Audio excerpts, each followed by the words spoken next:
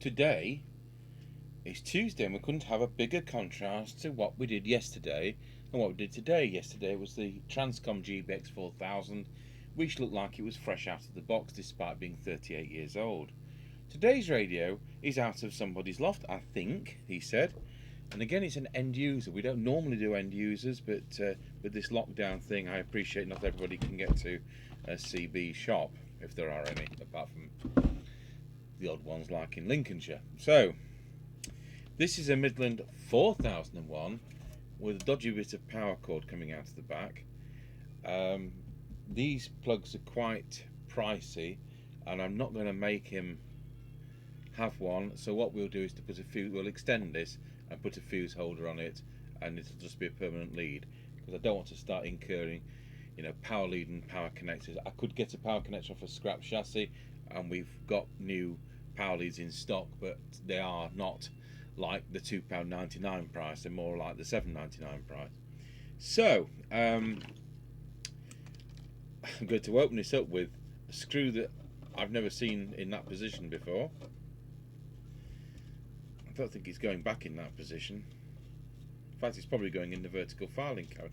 How long's that screw? How bizarre is this? And as I see its bottom side, speaker side, I can't see a speaker. I don't know what he's going to do there. I really don't know. Because we haven't got a supply of 3-inch 2-watt loudspeakers. There's a hole where the speaker should be.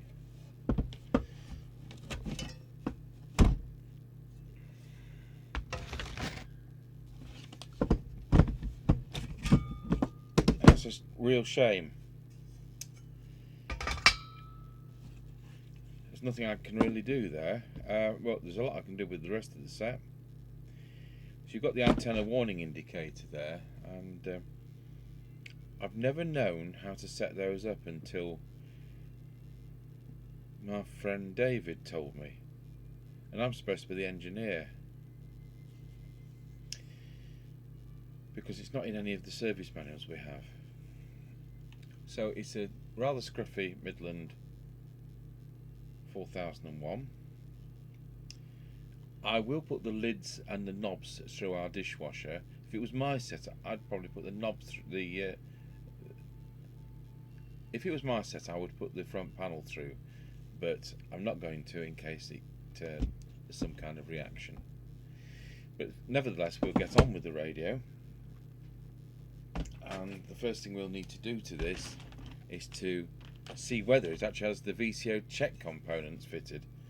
It doesn't. None of these seem to have the VCO check things. I don't know what this is about. Oh well. Unless it doesn't work on extreme channels, then.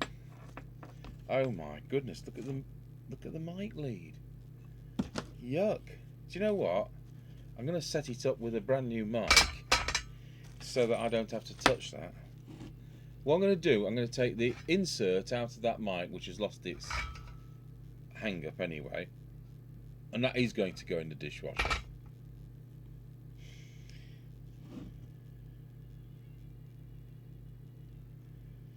Yeah.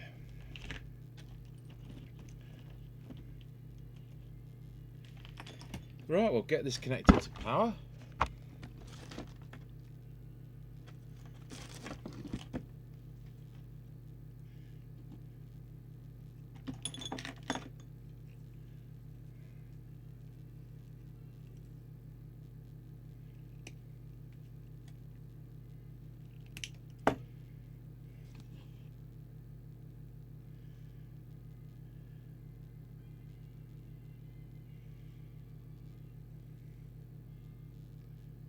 I'm just seeing if I can see a protection diode inside this.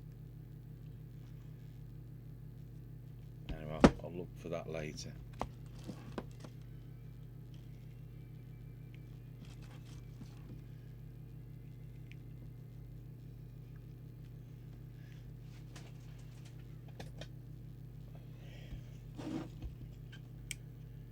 Well, Meter light works.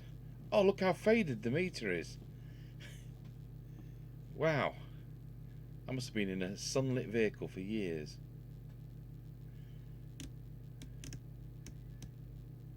I've got a bar out on the display.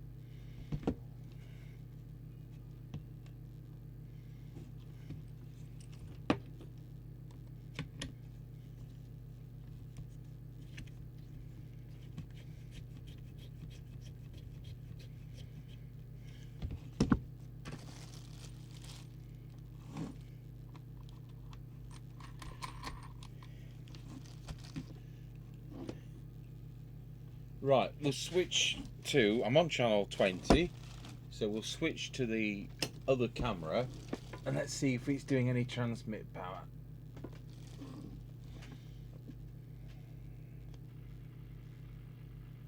Well, do you know what? He's doing 3.6 watts. Wow. Okay. I'm going to check that it's working at the extreme ends of the channels. And it's working on channel 40. And it's working on channel 1, so the VCO is fine. And we'll see whether it's receiving. I'll just plug. So it might be one of the scruffiest sets I've seen.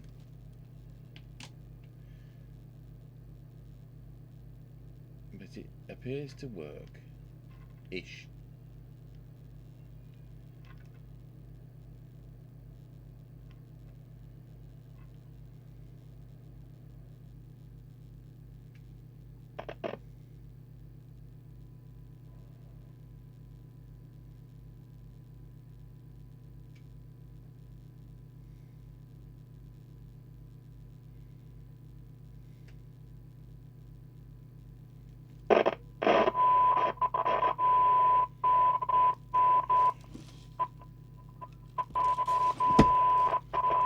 That's pretty dirty. This has had a lot of use. I mean, the wear on that knob is phenomenal.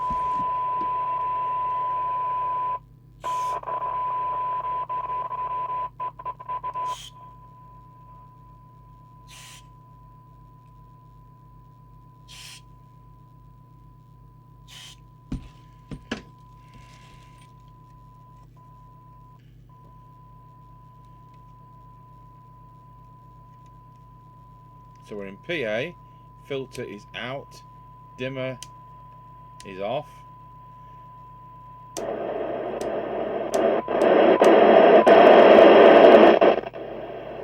that needs some cleaning as well by the sounds of that.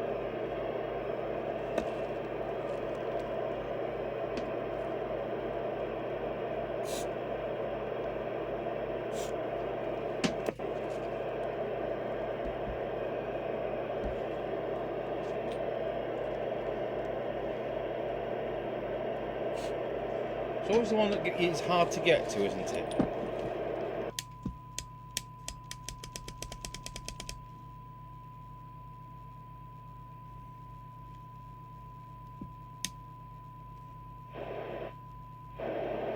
That's now working. And as we are hearing that,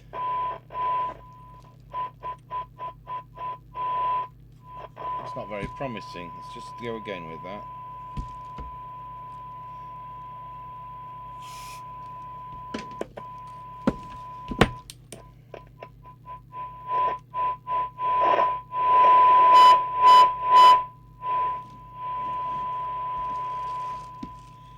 Yes, so what we're listening to is 3 microvolts. and of course it should receive better than that. That's 1 microvolt, and that, yeah, so it's as deaf as a post, to be honest. So we will get out the service notes and proceed to do the tune-up.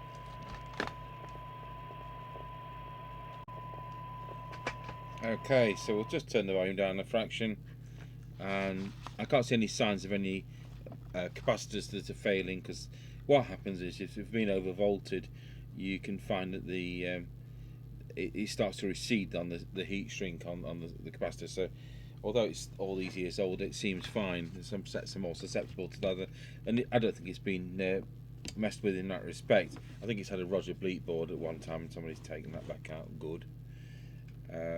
So we'll start with L107, 109, 108, 110, 11, 12. You can adjust the springiness of these. This can make a difference. And 13 and 16. So we're at 3.6 watts. I'm going to switch the soldering iron on in case we've got some wax to deal with. And if I can find the trimming tool.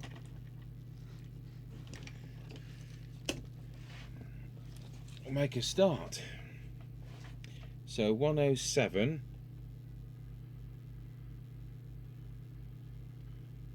That brings it to 4 watts. 109, 4.1 watts.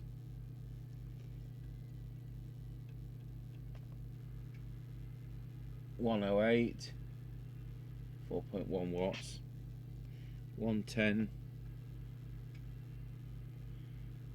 4.1 and a bit. 11,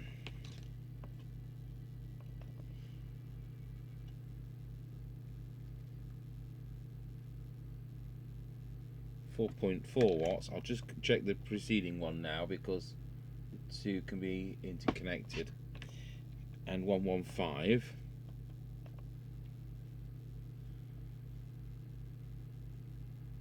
And then the manual says, because now we're over the top, the manual says what to adjust. They expect you to set the radius of 3.8 watts because they've got to get them through customs and they don't want any being on the edge of being over. So we will turn 115 counterclockwise to obtain 4 watts.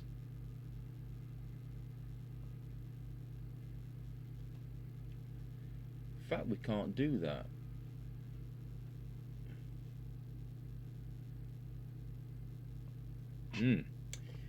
So it was coming out of the top at that point. So I've just this one is 4.1 watts.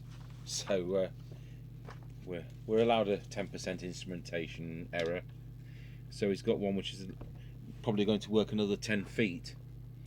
So that's done transmit, which is very satisfactory. Now it's interesting to note that these weren't fitted with a 10 decibel attenuator, which was a requirement of MPT 1320. They had to offer one as an accessory, but of course that wasn't most. I wonder if they ever sold any.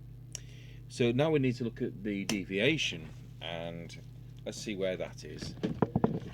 So it should be between 2.2 and maximum of 2.5. Looks like it's over the top. So we're at 3.1. So I'll just drop it with VR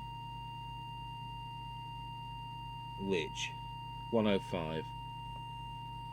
It's just under the wiring there.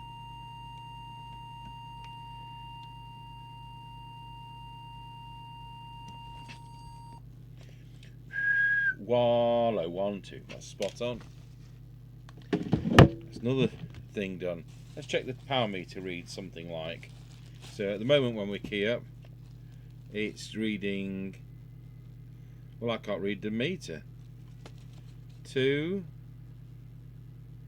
3, 5, 10.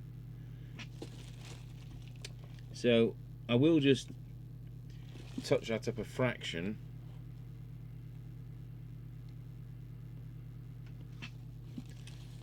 So there we are.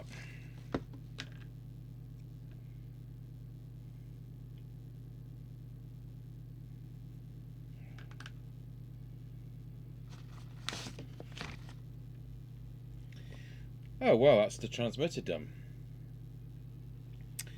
That was uneventful. Let's move over to the receiver. Now on the Maxon chassis, which is easy, this is the Maxcon 4E I'm using the service manual bits from. On the Maxon chassis, the detector down here, which is R117, notoriously seems to go out of adjustment. So I'm just going to move the camera onto the oscilloscope so that we can see whether this one is amazingly bad or whether it's survived. I'll just turn the bench light off so we can see the trace better on the oscilloscope. There's an S9 signal on, which is on for a CB in the UK is 100 microvolts. And what we're trying to do is to maximise the amplitude on there. So with the tool into L106, yes, we're making improvement.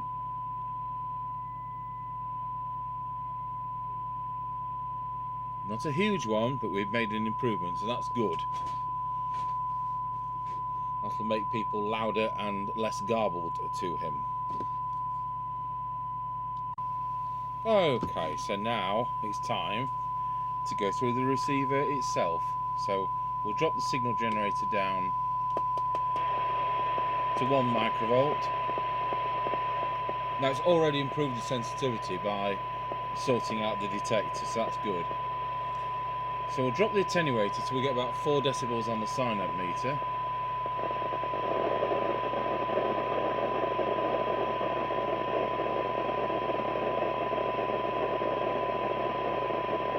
Do you know what? This sounds slightly off frequency, and I've not done that. So we're going to back step, we'll go back to transmit, and we'll go to camera 2. No, it's camera 3 that's on the frequency counter. I think we can just about see the frequency counter. Just key up, it should be 2779125, 2779107, so it's this slightly low, but it's not that far out. It's well within specification, and a lot of new sets which don't have adjustable reference oscillators would be worse than that.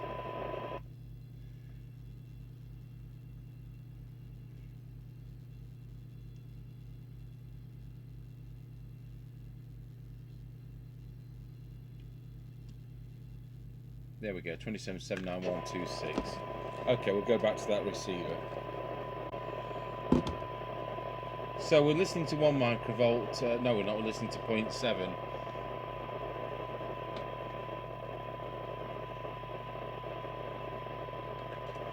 So I'm going to start with T5.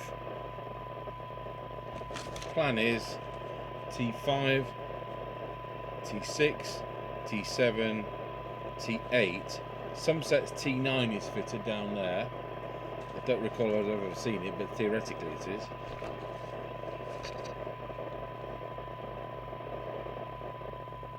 Wow, that's brought it up a ton.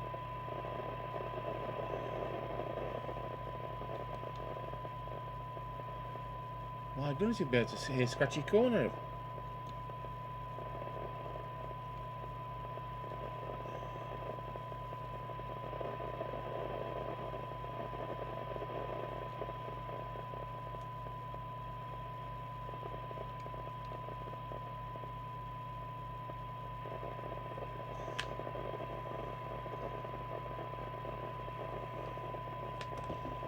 I'm just going to use that's got hand capacitance rather than the tool. You see, if I just put my hand there, I'm just going to. I've got some ceramic tools. I'll just give that a go.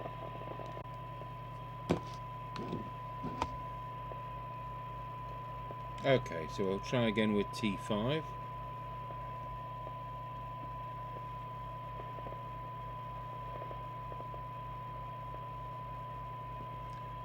T6, drop the attenuator. We're now at 0.11 of a microvolt. What an improvement. Wow, and there's another major adjustment. I'll have to drop the attenuator again.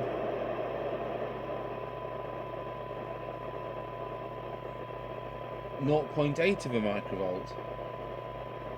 Sorry, 0.27 of a microvolt.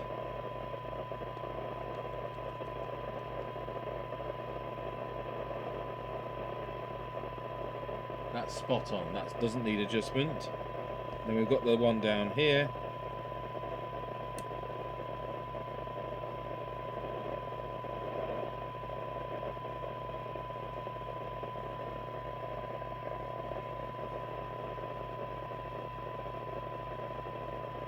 So I'll just go back to these first two, drop the attenuator that fraction more.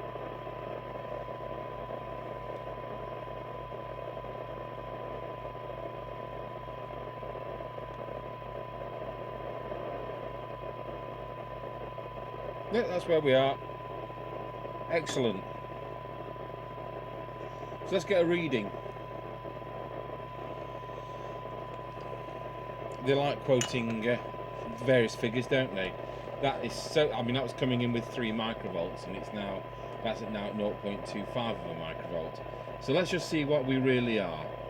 So we'll start with the 20 decibel figure. Well, that's 3 microvolts as it comes in, which is absolutely fully quietening. So 20 decibels, we're getting what? 1.4 microvolts for 20 decibels.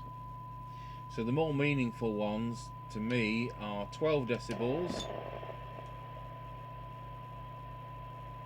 We're getting 0.54 of a microvolt for 12 decibels cyanide, and we're getting on 12 decibels we're getting 0.41 for 10 decibels cyanide. That really is excellent. So let's just see how far we can hear it down to. So we'll go to 0.3, 0.25, 0.2. Hear it down to about 0.15. So that's going to work quite nicely around Scratchy Corner. So here we go with setting up the S meter, if indeed you can.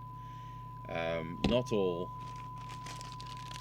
Maxon chassis sets have got a preset. So let's see what the meter reads.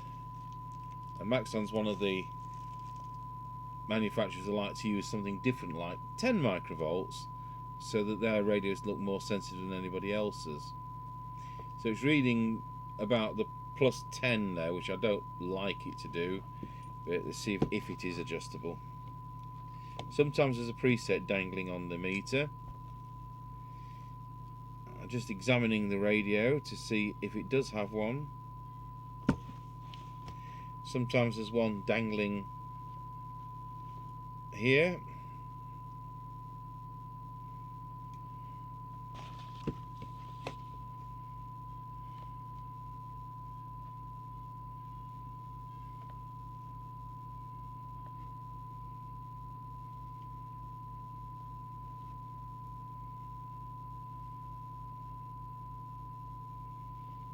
No, not on this one.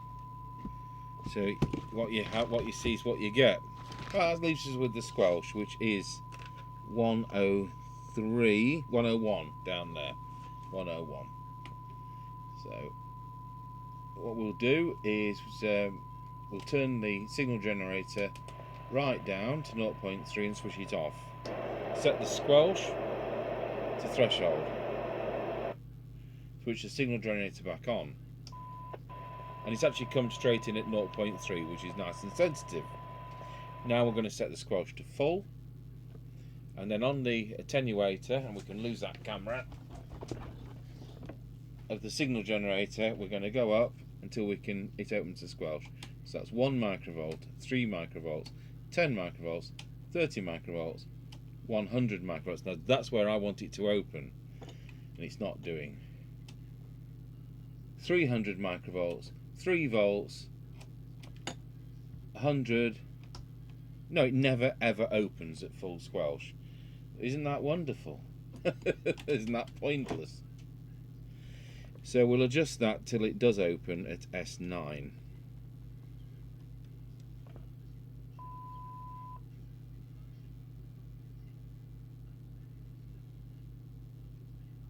Carefully. There we go. So now what we do that test all over again. So turn the squelch right down, switch the signal generator off, go for threshold. Switch the signal generator back on. And again the radio's come on, that's great. So now we'll turn the squelch to full. And again we advance the attenuator. 1 microvolt, 3 microvolts, 10 microvolts, 30 microvolts, 100 microvolts. Not come in. 300 microvolts. We're just going to give it a little fraction more, especially if I don't lose the insides of my trimming tool inside the preset. Somebody asked me where are we getting skeleton presets, which are what these type of presets are called, and at the moment it's Rapid Electronics, and I don't know of any other supplier of skeleton presets in the UK. Right, just advance it a fraction.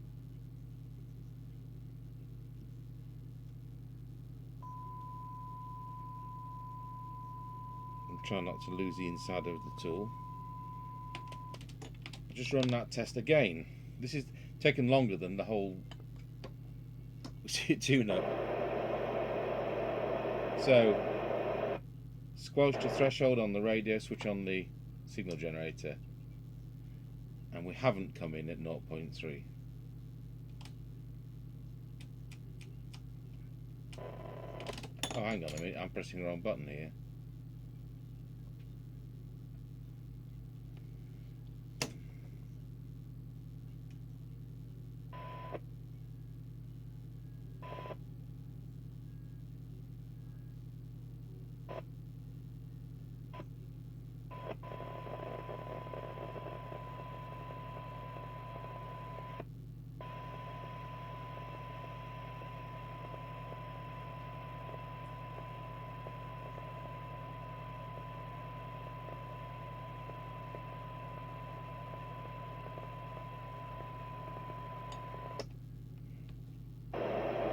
Set the squelch threshold.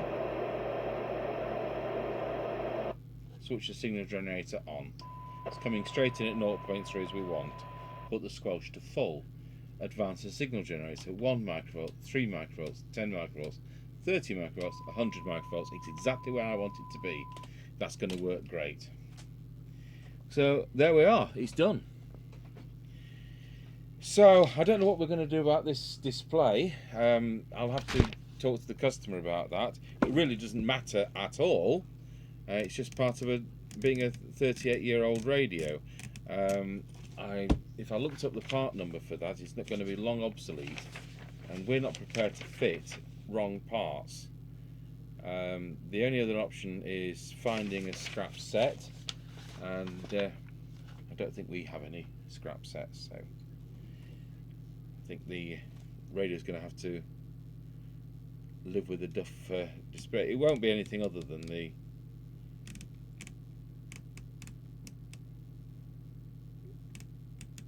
see where we are. 10. Yeah, it's that lower bar.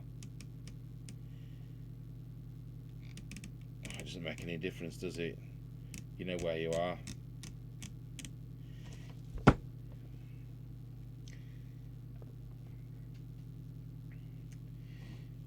Alright, I need to do the antenna warning indicator, so that's a point. So I'm going to pause the video and set up some different equipment. Okay, so now we fast forward to the next day, which is now Wednesday. We're not supposed to be doing this radio still on Wednesday. In fact, if it isn't done in 10 minutes, it's got to go onto the back burner because it's Talkie Wednesday. This is a retail customer repair. We don't do retail, but under this lockdown, I realise people can't get to shops, so yeah. But we only allow a 28-day turnaround, so it can stay in a box for a bit. Right. He wanted this radio defluxing. He's into radar, I think, and so I've defluxed the board. Look, defluxed. Better than it's ever been. And I've put his entire mic, took the insert out, through the company dishwasher because I couldn't touch it. It was absolutely disgusting. So that's done. Now this is another trouble with dealing with end users, because we don't do mics. So I've just dismantled that mic and I've just put it back together again, and there's not going to be a fee for that because we don't have a fee. What I've had to do for his speaker is I've had to pinch one off one of our sets. Now we don't have scrap sets, we have scrap chassis. We buy scrap chassis, and so a scrap chassis will come when he can pull one out like that, already robbed. So we don't have scrap radios. So I've pinched one off one of our sets, and I haven't got a source for replacement speakers. And it's not just the speaker, it's these mounting things. So that's what I've had to do. Otherwise he'd have had a set with no speaker. I don't know where his speaker is, and he didn't tell me that the speaker was missing, so he's going to get charged a token £3 for that, but I dread to think what it'll cost us to replace. This one needs a fuse holder doing. That we will levy a charge on that. Oh yeah, I know what we were going to do to this. Oh, and look at the front's been through the dishwasher, and I haven't got one of the knobs back yet.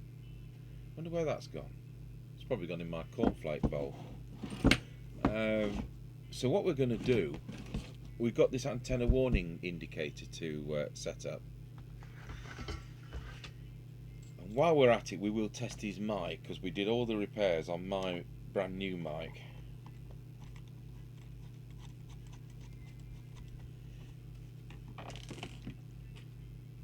So, antenna warning indicator, yeah. So I will switch the power supply on, switch the radio on, and it still works.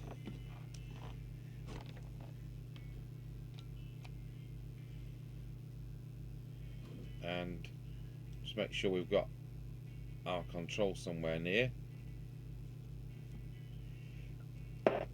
like not in PA. That looks right. Still doing 4 watts. Still on frequency. Wallow.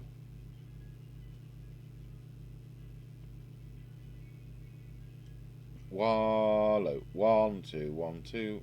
We don't have any 1 2. We don't seem to have any wallow. We don't seem to have any deviation on that microphone. 1 2 1 2 1 2. Wallow.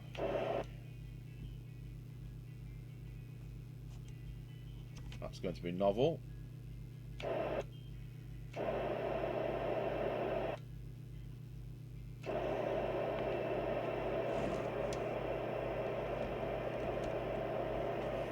You see, with us only dealing with the trade, this doesn't normally happen because the shop has already done first line things like sorted the microphone out, sorted out the suitability of a radio coming to us for service, because we only deal with UK legal models. So all those first line repairs get done by whoever brings them to us. So I'm now going to have to dismantle the mic that I dismantled, and this might be a mic repair instead of a mic kindness of heart.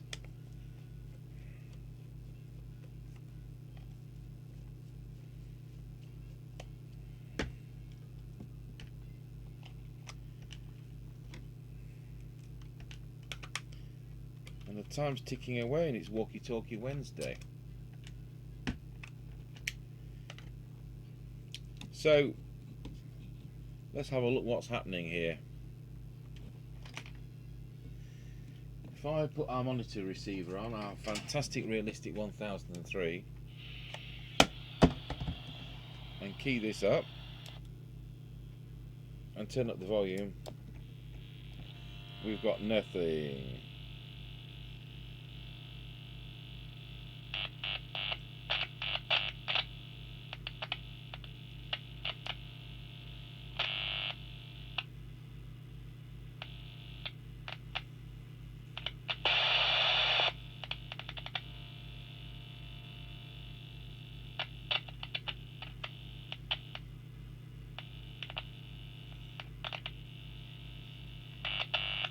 So the audio hot is the yellow wire on this.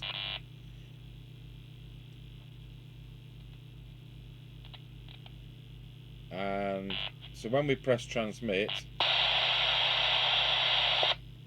we have that wire connected to there, and then the earth is picked up there. But I shouldn't be getting anything here, so either the insert's open circuit or we've got no earth. I'm going to be naughty because I don't want to take the plug apart if I don't have to. Just jump that to chassis. 1 2 1 2. No, it looks like we've got an open circuit insert. So how's that happened?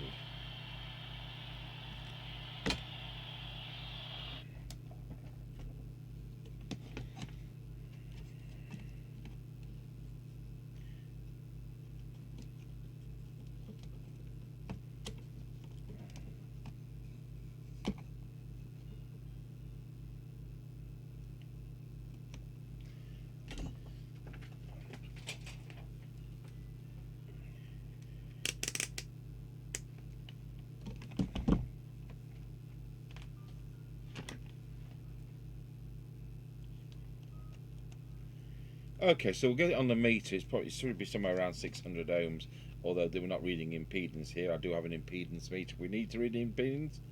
Let's see what's happening. Look at that. It's not reading anything. Short it. So we've got the mic insert, which is open circuit. Now go a stage further. Not only do we not repair mics, we don't repair components. So, just like your garage doesn't take your alternator apart,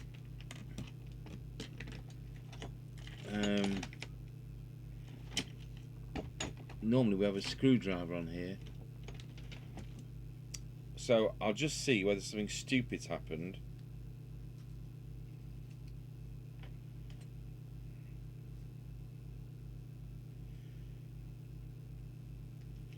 What can happen is the wires cannot be fed through the hole and it can get broken. So what we'll now do is to meter it. Just widen up that camera fraction. We'll meter it.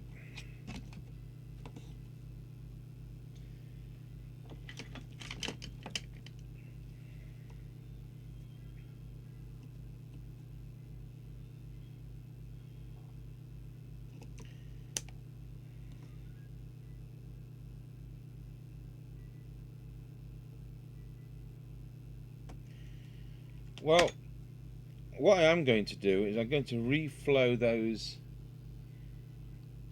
connections in case there's corrosion on the wire at the connection. I'm really clutching at straws here because it's the original mic, and although it's incomplete because it hasn't got the hang-up thing, it's nice to have the original mic.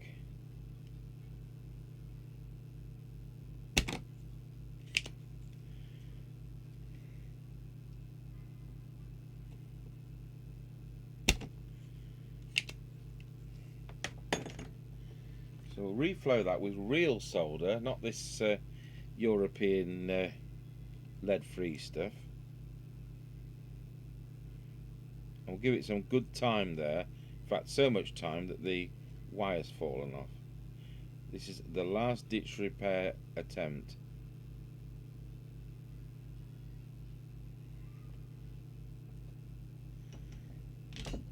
So let's see whether we've only got any reading now.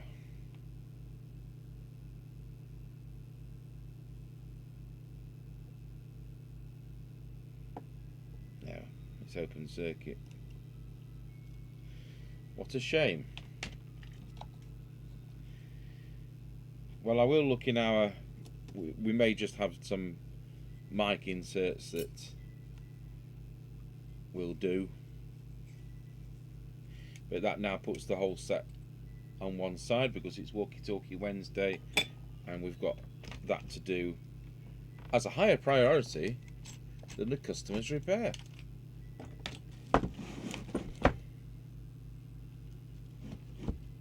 So I'll just put the set back together.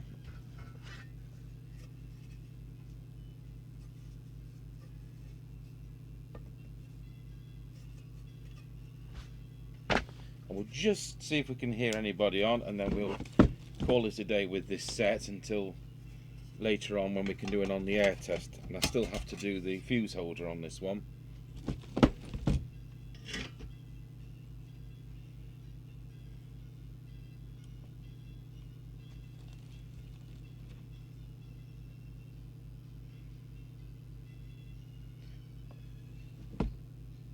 Do you know what? This gets worse. I can't put the lids on because there's no way to connect the speaker to it because the wiring's been removed. So our little tune around will have to be done on the extension speaker from the test equipment and with the radio still in bits.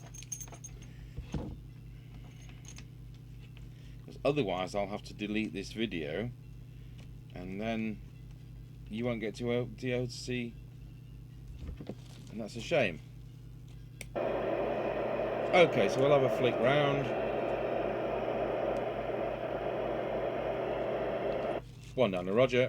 That didn't work, never does.